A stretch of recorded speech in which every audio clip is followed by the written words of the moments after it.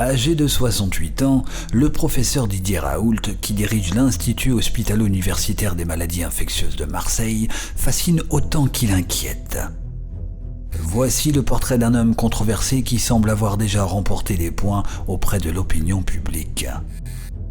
Didier Raoult, né le 13 mars 1952 à Dakar, au Sénégal, est un infectiologue et professeur de microbiologie français. Il est spécialiste des maladies infectieuses tropicales émergentes à la faculté des sciences médicales et paramédicales de Marseille. Il suit un parcours scolaire chaotique, au cours duquel il se fait toutefois remarquer pour sa confiance en lui, puis intègre la faculté de médecine de Marseille. Didier Raoult aurait pu d'ailleurs ne jamais porter de blouse blanche. À peine adulte, il a commencé par courir les mers comme matelot dans la marine marchande avant de rentrer dans le rang sous l'injonction d'un papa médecin militaire et de se passionner pour ses études de médecine. Et plus particulièrement d'ailleurs pour tout ce qui concernait déjà les maladies infectieuses et tropicales, comme si cela lui rappelait le goût de ses aventures navales et exotiques. En 2010, il reçoit le prix INSERM pour l'ensemble de sa carrière, puis obtient la subvention la plus élevée accordée en France pour la recherche médicale.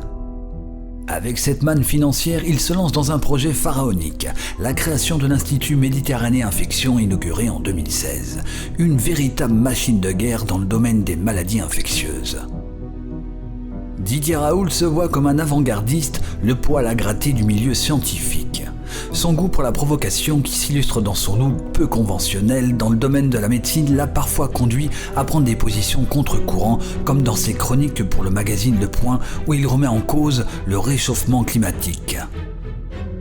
Mais l'infectiologue se montre parfois visionnaire. En 2009, Didier Raoult tient en effet des propos qui s'avèrent aujourd'hui prémonitoires. Il y a des virus bien connus qui donnent des épidémies considérables, comme la grippe ou la gastroentérite que nous ne sommes pas capables de contrôler. Alors si un virus respiratoire mutant apparaît, avec la même contagiosité, compte tenu de notre incapacité à lutter contre la contagion, on fera face à un désastre considérable, déclarait-il il y a quelques années. Quand l'épidémie du Covid-19 touche la Chine en janvier 2020, étonnamment, le professeur Raoult ne semble pas en prendre la mesure. 2 jours avant la mise en quarantaine de Wuhan, il déclare sur sa chaîne YouTube qu'il ne se sent pas tellement concerné par les personnes qui sont mortes du coronavirus en Chine. Et il y a un mois, le chercheur fait toutefois un nouveau coup d'éclat. Il assure avoir trouvé un remède au Covid-19, l'hydroxychloroquine, une molécule commercialisée sous le nom de Plaquenil et prescrite dans le traitement de maladies auto-immunes ou de polyarthrite rhumatoïde. Un traitement également étudié en Chine et aux États-Unis. Didier Raoult mène alors dans son institut marseillais un essai thérapeutique sur 24 cas de Covid-19.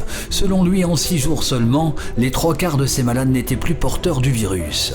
Convaincu du bien fondé de sa trouvaille, il dispense son traitement dans la région et en fait bénéficier d'illustres patients comme Christian Estrosi. Il parvient à attirer l'attention du gouvernement qui intègre la molécule dans plusieurs essais cliniques européennes. Le ministre de la Santé, Olivier Véran, finit par autoriser son utilisation du bout des lèvres. Le 14 avril dernier, le professeur déclarait sur son compte Twitter dans une vidéo « Il est possible que l'épidémie disparaisse au printemps et que d'ici quelques semaines, il n'y ait plus de cas pour des raisons étranges. Mais on a l'habitude de voir ça pour des maladies virales.